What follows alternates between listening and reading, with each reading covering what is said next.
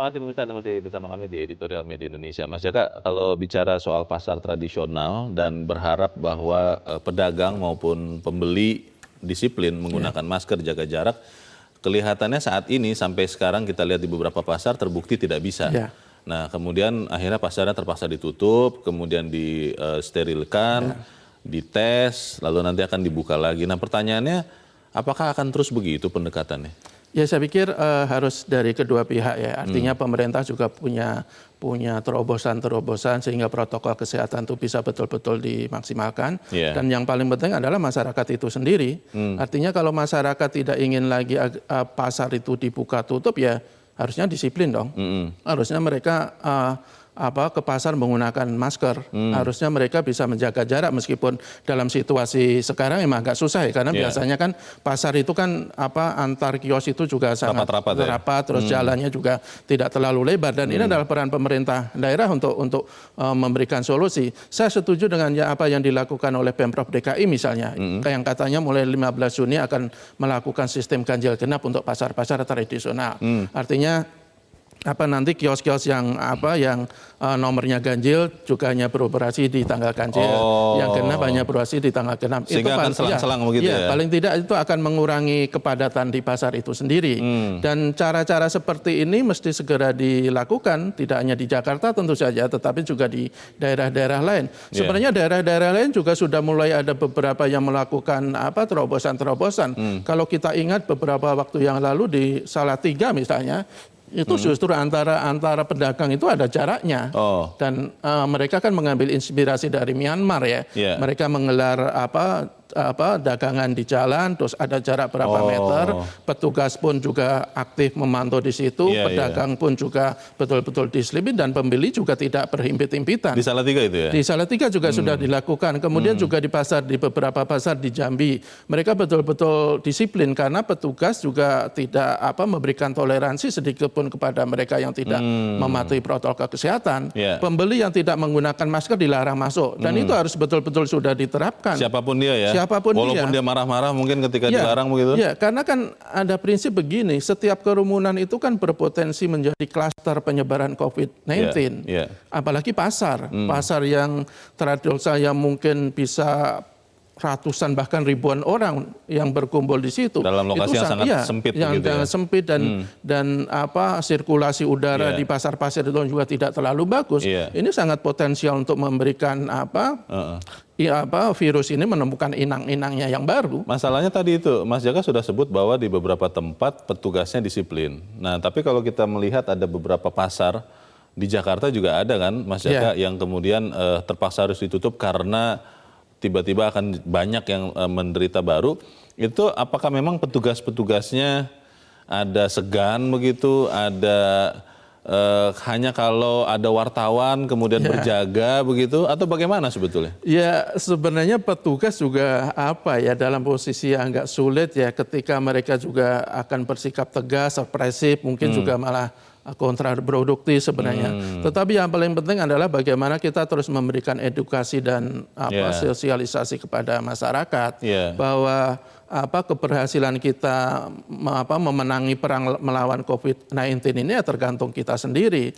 Semakin lama kita mengedepankan pengambilan, ya semakin lama kita akan hidup seperti ini. Ya, masalahnya begini Mas Jaka, edukasi, sosialisasi, penyadaran kan butuh waktu. Dan juga dalam pengalaman kita selama sekian lama berbangsa bernegara, ada juga saat-saat di mana tidak bisa tumbuh juga itu dengan kesadaran sendiri. Akhirnya harus dipaksa. Nah, kalau saya berpikir apakah tidak lebih pasti begitu ya, petugas menetapkan saja, melaksanakan saja penegakan disiplin dengan tegas.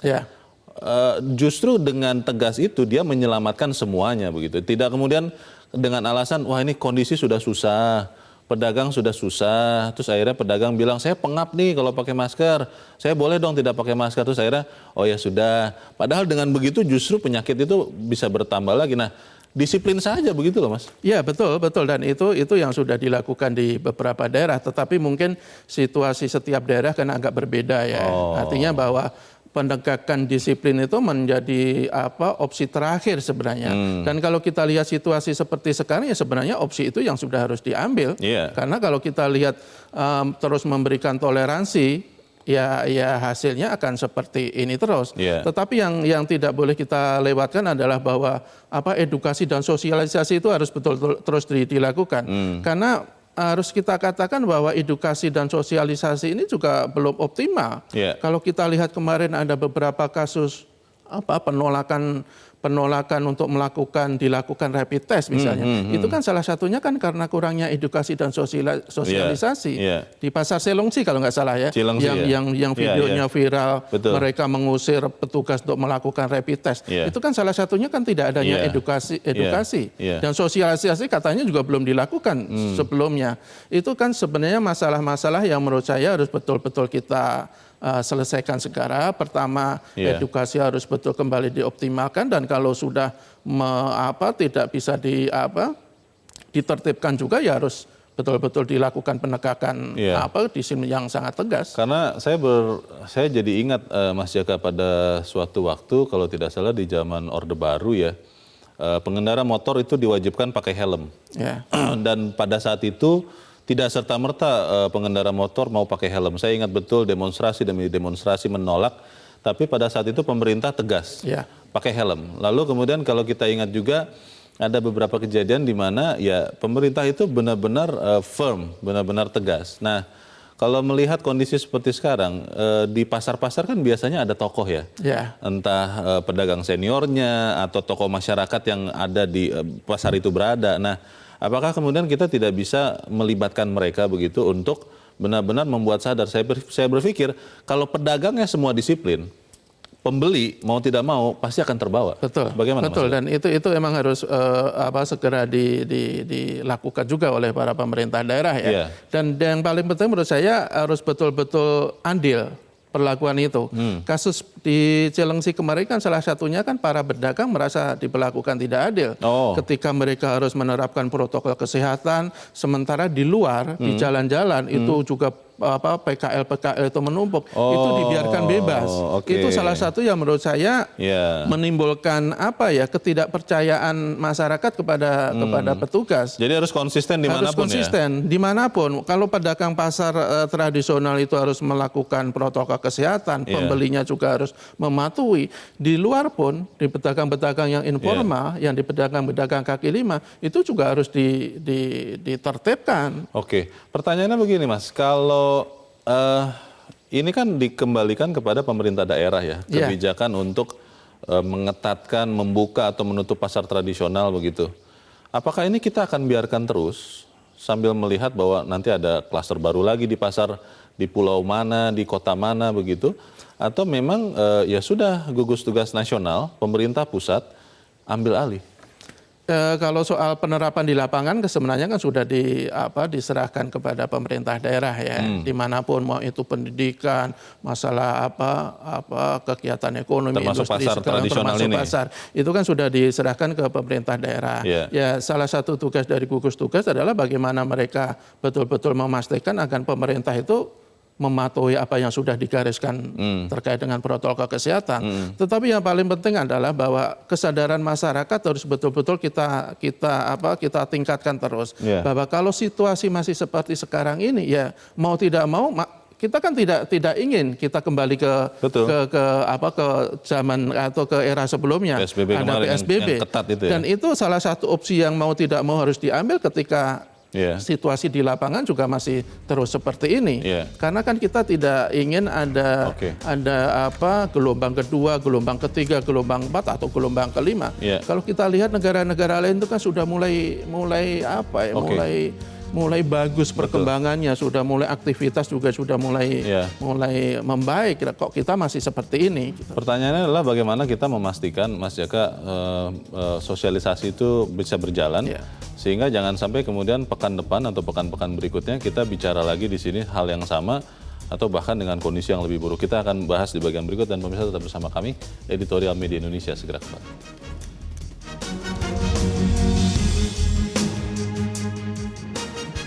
Terima kasih pemirsa, Anda masih bersama kami. Kita di bagian akhir dari diskusi kita pagi ini. Mas Jaka, kita coba dengarkan dulu Mas, bagaimana masyarakat melihat bahwa pasar ini harusnya walaupun dibuka tidak menjadi sumber penularan corona yang baru. Kita sudah terhubung dengan pemirsa Metro TV di Jakarta, ada Pak Nugroho. Pak Nugroho, selamat pagi Pak. Selamat pagi Bung Jaka, selamat pagi Bung Leonard. Selamat pagi Pak Nugroho, silakan Pak. Masalah. Pasar rakyat itu urat nadi ekonomi rakyat kecil. Iya. Jadi si malakama COVID ini akan kita lihat.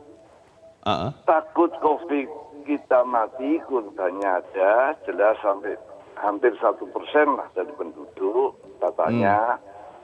Tapi kalau ditutup terus, rakyat nggak makan, yang mati itu lebih dari 10% akan timbul kerusuhan. Ini beratnya di sini. Yeah. Nah, sekarang pemerintah juga nggak mungkin menahan pasar dibuka karena itu rakyat lapar. Tetapi melepasnya pelan-pelan ini yang susah. Iya, karena Pak. ini edukasi buat masyarakat.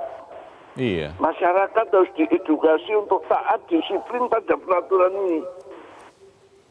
Kan secara kesehatan kita sudah tahu ya, COVID itu tidak mematikan, yang mematikan itu ikutannya penyakit lain yang kronis.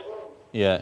Nah, sebenarnya cuci tangan, masker itu sudah cukup untuk menghadapi. Tetapi rakyat ini kan belum biasa disiplin, Pak. Itu dia. Ini yang berat nih, Pak. Harus lebih keras, Pak Nugroho, harus lebih dikerasin atau berharap tumbuh kesadaran? Saya khawatir kalau kita hanya berharap tumbuh kesadaran, Pak Nugroho, amit-amit ya, tapi nanti kemudian justru sudah sempat ada korban lagi, bahkan sampai kematian begitu, lalu betapa naifnya kita begitu, Pak Nugroho. Bagaimana, Pak? Ya, tumbuh kesadaran itu prosesnya lama, Pak. Iya. Nggak mungkin cepat. Jadi memang harusnya disiplin dulu. Tetapi untuk disiplin, ini pemerintah harus sampai RT itu harus menjaga betul. Misalnya rakyat ke pasar, itu untuk beli masker kan butuh duit, Pak. Apakah sanggup memberi masker itu? Pedagang. Pedagang yang edukasinya tidak terlalu bagus, dia harus pakai helmet. Ini yang harus dibagi. Jadi konsekuensinya di samping bijaksana, keras, tapi juga diberi alatnya. Oke, baik. Terima kasih Pak Nugroho di Jakarta. Selamat pagi Pak. Di belakang Pak Nugroho ada Ibu Ana Keliat di Jakarta. Ibu Ana, selamat pagi. Selamat pagi Mas Leo, selamat pagi Pak Jaka. Selamat pagi. Bagaimana Bu Ana pendapat Anda, Bu? Silakan.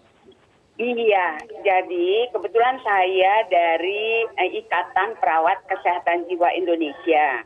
Oke. Jadi kalau kami prinsipnya itu, kami dari tanggal 27 April itu sudah melatih relawan. Relawan ini harus membina 20 keluarga. Karena kita harus fokus perubahan perilaku itu dari dalam keluarga. Sebenarnya seluruh protokol yang diberikan oleh pemerintah itu sudah bagus. Tapi merubah perilaku baru ini butuh strategi. Betul. Ada yang mengedukasi, ada yang mengingatkan, ada yang memuji dan memotivasi. Sehingga dari dalam keluarga sudah belajar perilaku tersebut. Kalau fokus ke pasar tradisional dulu Bu Ana, pasar tradisional ini kan sekarang menjadi tempat yang berbahaya. Itu bagaimana menumbuhkan kesadaran baik pedagang maupun pembelinya Bu Ana? Baik, jika mereka sudah belajar di dalam keluarga pada waktu kita menata pasar, bahwa jarak harus seperti ini, kemudian fasilitas harus disediakan, cuci tangan dan sebagainya, maka mereka tidak gampang lagi. Karena mereka jadi sudah dari tahu keluarga itu tidak gampang. Oke, bisa menjadi kunci ya. Kami Baik. sudah melatih 1.000 Pak, gratis kami latih sekarang. Langkah yang sangat baik, terima kasih. 50 juta keluarga. Oke. Makasih Ibu Ana Keliat di Jakarta. Selamat pagi. Di belakang Bu Ana ada Pak Vence di Manado, Sulawesi Utara. Pak Vence, selamat pagi Pak. Selamat pagi Bung Leo, selamat pagi Pak Jaka. Selamat pagi. Silakan Pak, singkat padat saja. Betul. Ya, singkat padat. Jadi begini, pasar itu kan tempat pertemuan antara pembeli dan penjual. Otomatis bahwa yang namanya protokol kesehatan bukan diabaikan, otomatis terabaikan karena kesibukan mereka membutuhkan dan menjual kan. Yang jadi persoalan di sini Bung Leo, ini singkat saja bahwa Manado sudah terjadi di pasar tradisional Manado ini sampai sekarang itu dijaga ketat. Itu klaster baru. Ini pasar tradisional ini dia tidak dijaga ketat. Jadi kalau Bung Leo katakan bagaimana meningkatkan kesadaran masyarakat, tidak cukup dengan edukasi. Sebetulnya tidak perlu ada PSBB, PSBL kan itu pembatasan sosial berskala lokal. Tetapi itu tidak sebut kalau memang kita itu patuhi yang namanya protokol kesehatan, cuman pakai masker, tidak bisa keluar kalau tidak penting, rajin cuci tangan dan lain sebagainya dan jaga jarak. Itu sebetulnya intinya. Tetapi ketika pasar ini sudah dibuka, yang dikhawatirkan akan terjadi klaster baru. Nah, saran saya Bung Leo seperti tadi Bung Leo katakan, harus ada ketegasan daripada aturan-aturan ini. Itu saja barangkali. Terima kasih Bung Leo. Terima kasih Pak Venja di Manado, Sulawesi Utara. Selamat pagi Pak. Bagaimana nih Mas Jaka, singkat padat, apa yang kita bisa lakukan dalam waktu segera untuk tidak membuat pasar tradisional ini sumber yang berbahaya yang baru? Ya, kalau kita lihat data dari IKP, Ikatan Pedagang Pasar Indonesia, kan sudah ada 439 pedagang yang positif COVID-19. Kemudian 27 orang meninggal. Artinya bahwa situasinya sebenarnya ya cukup mengkhawatirkan. Apalagi kalau sekali lagi kalau masyarakat pedagang dan pembeli itu masih mengabaikan protokol kesehatan dan pemerintah atau petugas tidak tegas dalam menegakkan aturan yang ada. Dan saya pikir masalah ketegasan dan edukasi harus dilakukan secara berbarengan. Di satu sisi tadi Bu Ana saya pikir sangat menarik bahwa kita saling mengingatkan dan mengingatkan itu dimulai dari keluarga. Umpamanya seorang ibu mau ke pasar, anaknya mengingatkan, Bu pakai masker, sudah bawa harus cuci tangan, jaga jarak misalnya. Karena kalau kita lihat yang ke pasar tradisional kan biasanya ibu-ibu yang mungkin pendidikannya kurang terlalu tinggi mungkin terlalu paham. Dengan adanya peringatan dari anaknya, dari suaminya, mungkin akan timbul kesadaran bahwa ke pasar itu tidak boleh main-main dalam situasi sekarang. Saya pikir itu dari masyarakat. Dan yang tidak kalah pentingnya tadi juga Pak Venzo, juga Pak Nugroho bilang ya sudah saatnya pemerintah melakukan ketegasan. Kalau situasi masih buruk seperti ini menurut saya ya mau tidak mau ya ditutup lagi pasar. Keselamatan tetap nomor keselamatan nomor satu karena kita tidak ingin penyebaran virus ini terus merajalela dan ada klaster-klaster baru termasuk dari pasar tentu saja. Semoga kita sama-sama bisa melakukan itu. Mas Jaka, terima kasih Mas sudah hadir di tempat ini. Sama-sama. Selamat pagi. Pemirsa, temuan pasar sebagai klaster baru penyebaran COVID-19 mencerminkan tingkat pengawasan pemerintah daerah yang sangat rendah. Belum terlambat bila pemerintah daerah kembali mengatur operasional pasar selama masa transisi menuju kenormalan baru. Penting untuk membatasi pengunjung dan pedagang yang melakukan aktivitas. Pemerintah daerah jangan ragu untuk memberikan sanksi. Pedagang harus dipaksa untuk beradaptasi dengan kenormalan baru jika tidak menghendaki pasar menjadi malapetaka.